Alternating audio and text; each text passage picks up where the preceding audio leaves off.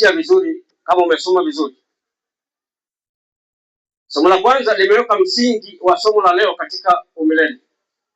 Somo la kwanza ambalo lilikuwa linasema kukagua uhalisia, liliweka msingi wa somo la leo katika umilele. Na somo lilikuwa linasema kukagua uhalisia, ambalo fungu la kila ukariri lilikuwa linatoka Yohana 15 mstari wa 9. Kwa linasema kama vile Baba alivyonipenda mimi, nami niliwapenda ninyi, kaeni katika pendo langu.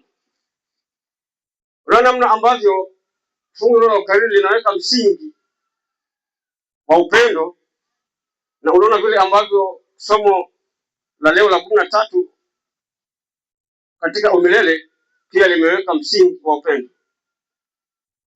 Na somo la kukagua uhalisia ambalo lilikuwa kiukweli lilikuwa linaonyesha namna ambavyo wewe na mimi, mtindo wetu lilikuwa linakutaka uishi maisha ya kuendelea kukua, kuimarika kiroho, kuendelea kuwa na uhusiano thabiti na Mungu, ambao kupitia uthabiti huo ndio inakupelekea kupata nafasi ya kuendelea kuwa na uhusiano na Mungu wa dhati, na inakupelekea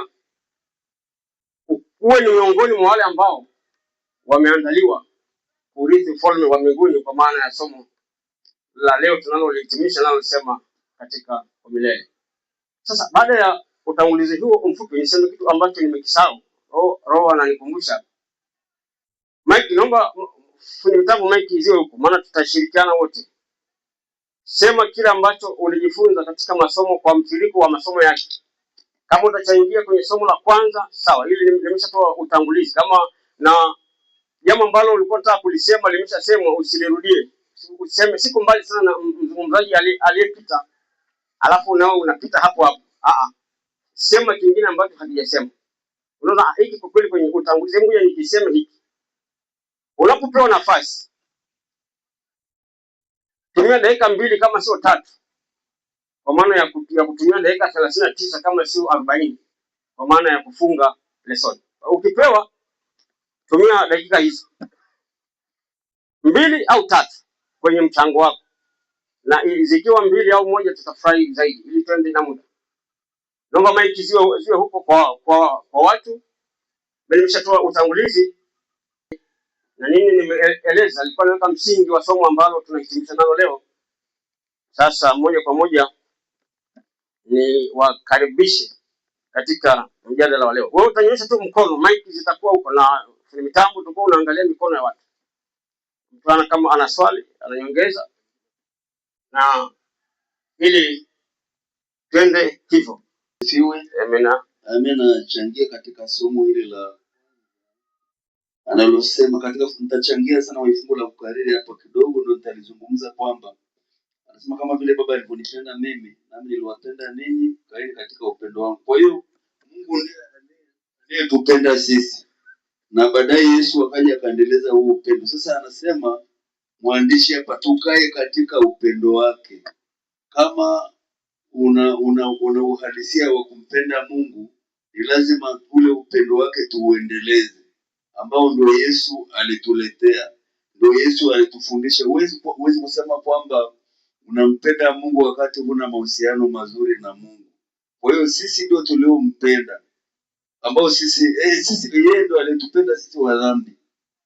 Yeye ndio aliyetuchagua sisi, sio sisi ambao tulimpenda Mungu. Upendo ulianza kwanza kwa Mungu, na ndio tunatakiwa sisi tuuendeleze hata kwa wenzetu, ndio tutakuwa tunafanya kazi ya Mungu vizuri. Asante.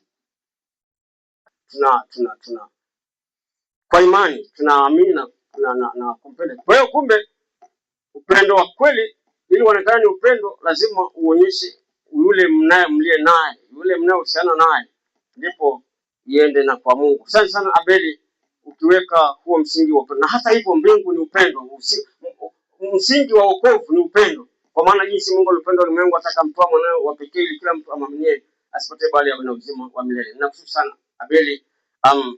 Nahitaji tupite hapo. Kuna mtu anasema kuna jambo nataka niseme kidogo juu ya kukagua uhalisia. Kuna jambo naona hili nataka niliseme. Karibu ili tuhame hapo.